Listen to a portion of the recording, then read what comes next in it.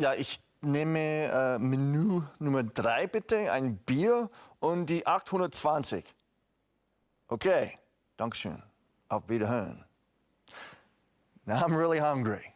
I'm so hungry I could eat an ox. But my hunger just has to wait. I have to take all of you to the end of this episode before I can start eating. Did you hear that? That's the kind of host I am, responsible and goal-oriented. Yeah. So, I will just have to ignore my stomach and suffer for all of you and for all of your vocabulary.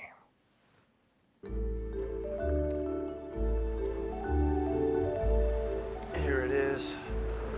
Nice car. Windows, no cracks. Rear mirror's okay. Tires.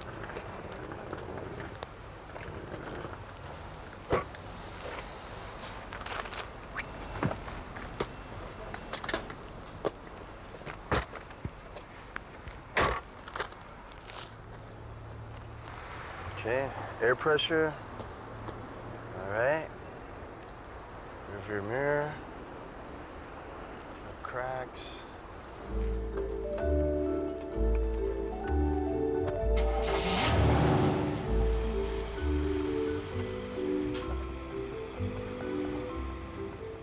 English is a funny language. You got bubblegum English, cup of tea English. That explains why we park our car in the driveway and drive our car on the parkway. A quote from an unknown author. Who was that man? English is a funny language. And it gets funnier when Americans and British meet each other and, for example, talk about cars. In Goldfinger, people hoot, and Americans like moi, we honk. It is the same sound, but two different words. But there are more in Say It Again, Sam.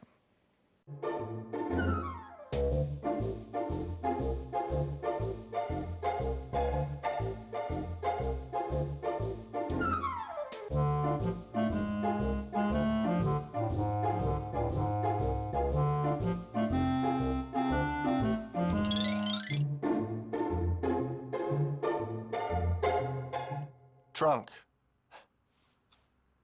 Boot.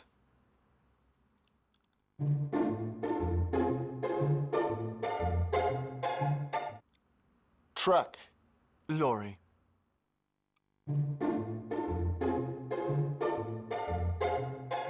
Gas. Petrol.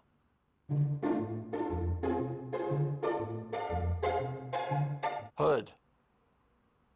Bonnet.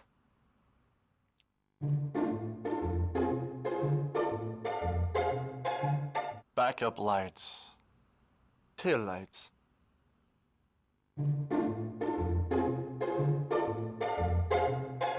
License plate. Number plate.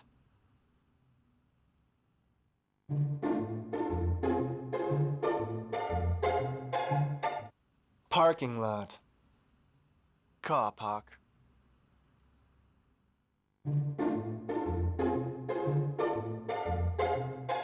Windshield.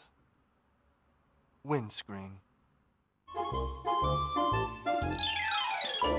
Americans and Brits might fight over some words, but there are some things that we all agree on.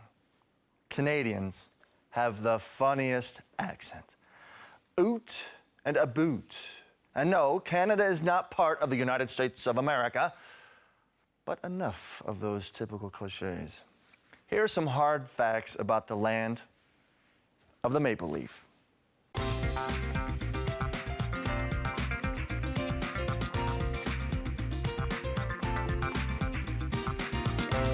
Canada is a country in North America, lying between the Atlantic in the east and the Pacific in the west. Wild coastline marks Canada's boundaries. Measured by area, Canada is the second biggest landmass on Earth after Russia, and nearly 28 times bigger than Germany, but has only approximately 32 million inhabitants.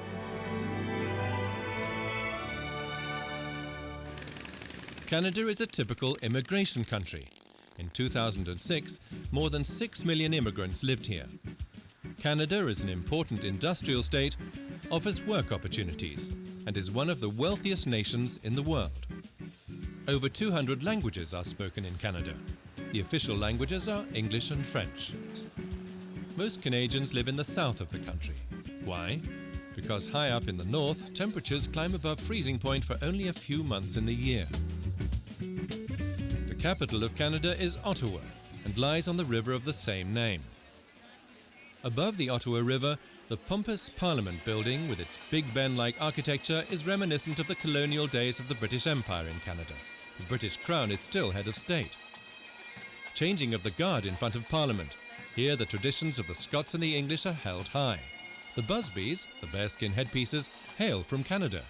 The ones the guards in London wear are also made in Canada. British impressions too on the Byward Market. Since 1826 it has been the heart of the elegant and cultivated metropole. Victorian facades and various market stalls await the visitor. You could be forgiven for thinking you were somewhere in England. You'll have the chance to see more of Canada in the next episode of Grundkurs. Carolyn, don't you think you need to finish something before you start ordering? Mango Chicken, Mango Lassi. Du wirst hier geparkt. Danke, Eric, dass du mich daran erinnerst. Sorry. Ach ja, klar. Wir müssen noch unsere heutige Grammatik zu Ende bringen. Present Perfect Simple haben wir ja schon geschafft. Jetzt steht noch die zweite Perfektform an. Das Present Perfect Continuous. Und das sieht so aus. Also have bzw. has plus been plus ing-Form des Verbs. So, und jetzt haben wir hier gleich noch eine Grafik für Sie. I have been waiting. Seit geraumer Zeit auf mein indisches Takeaway zum Beispiel. Aber das nur nebenbei. Noch etwas anderes Betrübliches. Zur Illustration des Present Perfect Continuous bleibt es uns leider nicht erspart, noch einmal reinzuschauen. Und zwar in Erics hochintellektuelle Konversation mit dem Autoverleiher. I have been renting cars from your agency for a long time now. Eric mietet also schon lange bei dieser Firma Autos und er tut es immer noch. Deshalb verwendet er hier die Verlaufsform des Perfekts. Die Handlung, das Automieten, dauert noch an. Erkennbar auch an den Wörtchen for und since. Sie bedeuten seit. Vorsicht, im Deutschen gibt es keinen Unterschied. Schauen wir uns das Ganze mal im Englischen an. Im Englischen verwenden wir eben für einen Zeitpunkt since, wie since yesterday oder since Monday. Und für einen Zeitraum for. For a minute, for 2 years. Since und for sind, wie bereits erwähnt, ein Hinweisschild. Achtung, perfekt verwenden. And I want a Hinweisschild. And it would say, fertig. And our grammar agent is fixed fertig. If I had another Hinweisschild, it would say, ich habe Hunger. Okay, Eric, ich habe verstanden. Wir müssen langsam zum Ende kommen. Übrigens, gegen den Hunger kann dein Grammar Agent vielleicht was tun. Schau, was ich hier habe. Magst du auch was? Nah, I called the cowboy and he's already come to the rescue. He's bringing me something. Auf den ist echt Verlass. Also, bye, Eric. Bye-bye. But we cannot end this episode without a visit to our cozy little bar. The Bavarian would say, gemütlich. Let's see what our Bavarian friend with the lederhosen has to say.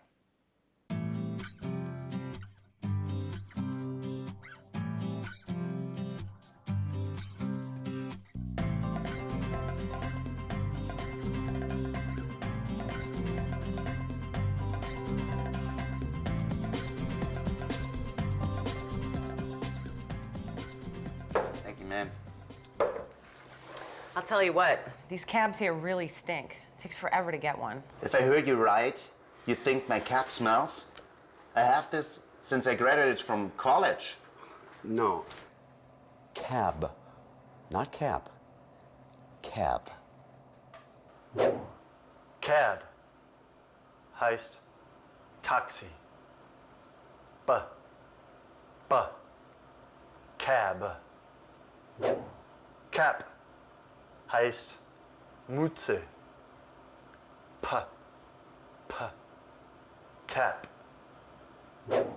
Before I go and find the food I ordered earlier today, I will send you into the language zone.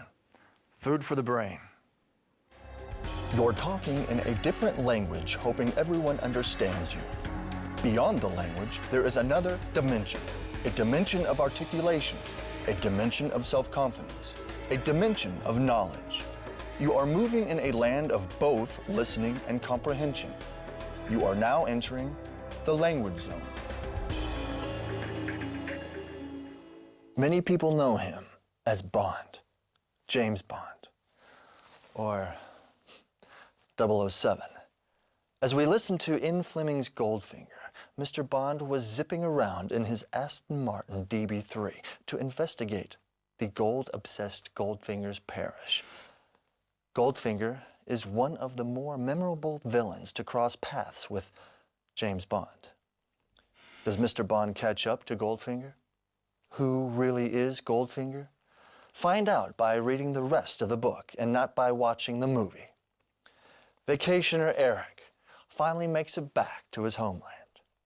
Eric needs to get around Massachusetts somehow, and the best way would be by renting a car.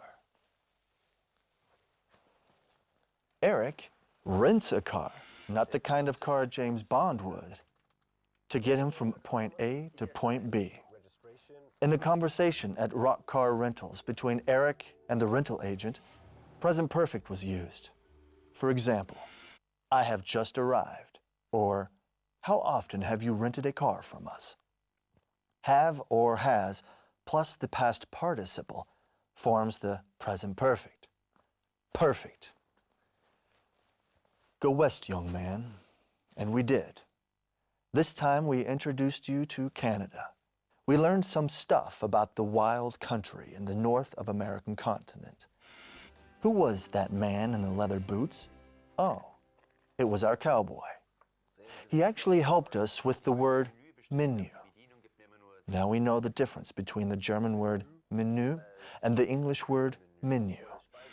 Humphrey Bogart and Sherlock Holmes once again proved their point how American English and British English are unlike each other. At least now we know some automobile expressions in American and British English. So the next time any one of you goes on a holiday or vacation, we know which words to use. And once again, the annoying Bavarian in Boston helped us phonetically understand the difference between cab and cab. So now I'm off as well. You hear it? Okay. My grammar agent, Carolyn, has just informed me that Goldfinger stole our food. I guess I have to jump into my dream car DB3 and pick up a burger and fries myself. I'm not feeling too well, so I'll just go through the drive-thru. So, thanks for watching today. Hope to see you next time. Good luck, and auf Wiedersehen.